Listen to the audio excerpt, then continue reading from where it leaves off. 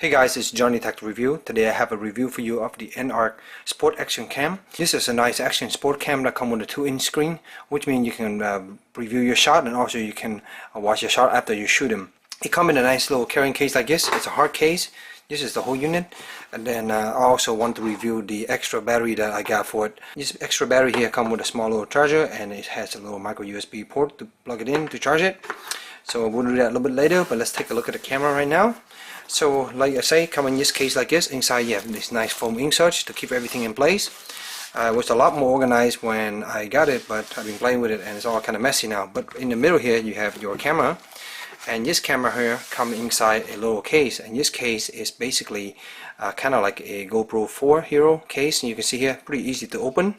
And there's the lens up front there, but it's pretty easy to open. Just flip the switch up and you can get the camera out, and inside is the camera. Before we go into detail, I want to show you what else comes in the unit. You do get some microfiber cleaning cloth. You have a little charging cable, you have a little power brick adapter, you have some Velcro, user instruction up there. You have a bunch of other stuff like this little connector here.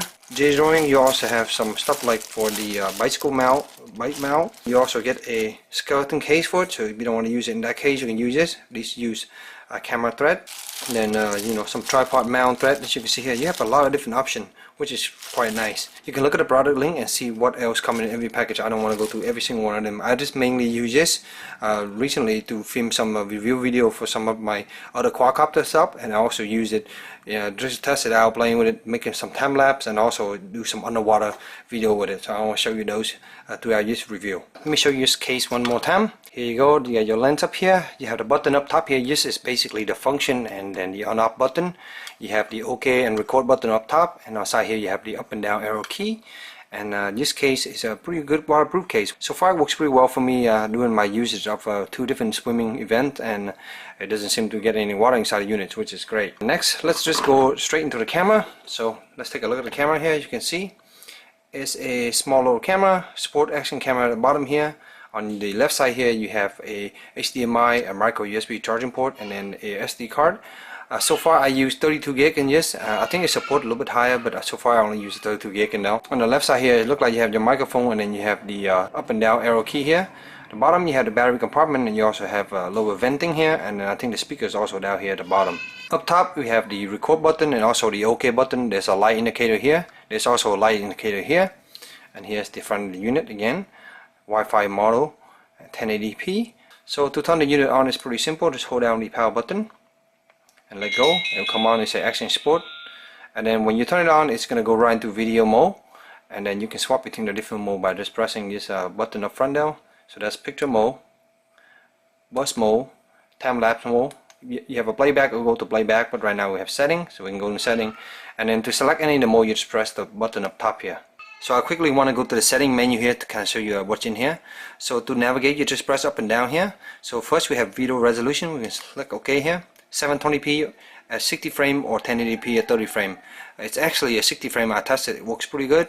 I normally just use 1080p at 30 frame. Looping video, if you want to turn that on and off, you have the option down. Timestamp, which you can have your timestamp on your video, you can turn on and off. Exposure, which gives you plus or minus up to 2 if you want to. Photo resolution, here you go. You have some few options here, 12 megapixel all the way down to I think 2 megapixel. You have here bus photo. You can select that, and you see this select the 3 photo. Doesn't seem like I can change anything in here, but that's what I have now. Time lapse. When you use time lapse here, you can set how many seconds to take the next picture. So you have 2, 3, 5, 10, 30, and 60. I usually set it for 20, out of which there's a 15 frame per second, but I don't see one here, so let's do that. Continuous time lapse, you do want to turn this on if you want to take one picture, then continue taking another one, because if you just turn that off and you set the time lapse mode, it's only going to take one picture, it's going to stop. So you want continuous time lapse to be on so that you can continue taking pictures until you run out of battery. And if you want to go for longer than the allotted time on the battery, you want to install a battery pack or run a power to it, which you can use using the micro USB cable now. So next we have power frequency, 50-60 Hz. You have the language, day and time, which you can set, sound indicator, which I turn off for everything except these turn on. Upside down screen, if you want to use this as a dash cam. Screensaver, power save, which I have on format, reset, and then version. As you cycle through, it's going to get you back to the X, and you can press that to get back to the main menu. So next I want to show you this Wi-Fi mode. So I just put in a card right now, and it will show you all the different information here on the shooting screen. You have here how long it will last with the current memory capacity in the card, so 1 hour and 43 minutes. You also have here the recording time. If you start recording, that will tick up. Bottom here you have the battery meter, and currently it's showing 1080p Y mode. So anyway, we can go into here and press the down arrow key here, which will give us the Wi-Fi hotspot. All I have to do is just connect to this Wi-Fi hotspot, turn it on here, and you can see there it says SportCam 9. I already connected it before. Default password I think is 123 all the way up to 0. Take it a second here to connect, and once it connect, you can use the app that you can get from the App Store, Apple and Android.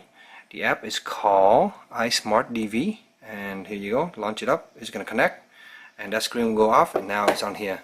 You kind of see pretty good feedback. So there's some shooting information again you can get right out. In general, the Wi-Fi signal is pretty good. Once in a while it will just glitch and drop out. The app itself is kind of simple.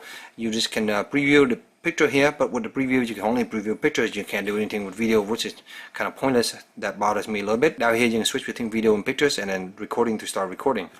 All that stuff record into the memory card, of course. Up here you have some information, battery meter, and then here you have a little setting button. This is literally all the setting you get with this guy. So you know, you have your full camera setting, but it's not here. You definitely have to use a camera to do that. I wish the app is a little better at doing this, like some of the GoPro app and some of the other stuff like the Xiaomi camera. They have really good apps that give you a lot of functionality, but this is pretty basic. The other thing I found out is with the app, sometimes you will lose Wi-Fi signal if you start recording here, and you might lose your video footage, and there's no way to stop the recording because it lost the signal here, so sometimes you just lose the footage. To me, this is great for using it as a preview. So you put this on over your head, or you marry somewhere you want to see what it look like, you can do that, but then I will record using the thing, not this thing. So I hope in the future they will improve this app and make it a little bit better than what it currently is. You can get our Wi-Fi mode by pressing the down button one more time. There you go, and it get you our Wi-Fi mode. So guys, with the batteries on this guy, it's quite impressive. I just took the battery down here. I just used a standard SJ4000 battery. The extra battery also worked quite well. I basically just use this to interchange with this guy, and it seems to work pretty good. With the battery, I tested two different ways. First, I used a time lapse, and with the time lapse, I was able to do 20-second pictures, and I did that for 1 hour and 56 minutes before the battery gave out, which is quite impressive. And during that time, the screen was on the whole time. The other thing I did was I ran a video test. I started recording, and using 1080p, I just let it running. It lasted 1 hour and 23 minutes, so quite impressive little unit for this guy. Previously, I have other unit with the same battery, but those units are not as efficient. And they have smaller screen, and they run out of battery faster than this guy. My first unit only have a 40-minute battery, and so this is quite impressive, almost double the time down, using basically the same capacity battery here. With video recording, again, you have the option 720p at 60 frames per second. It's somewhat of a crop pictures, and then you have 1080p at 30 frames per second, which is the wide angle picture. So in a way, you lose a little bit when you're doing the 720p. So that's normally I just do 1080p, and I'm pretty happy with that. The video footage are split into 30-minute recordings, and each of the files are 2.7 GB for 1080p. Finally, I want to let you guys know about this little water housing here. This little water housing is actually quite nice, and also the microphone in here is pretty good compared to the other unit. Some of my other unit with the housing on, you could barely hear anything. With this unit, using this housing underwater, you can see from my sample video that the sound quality is quite good, and you can actually hear the other people talking. I can hear myself talking, which is quite nice.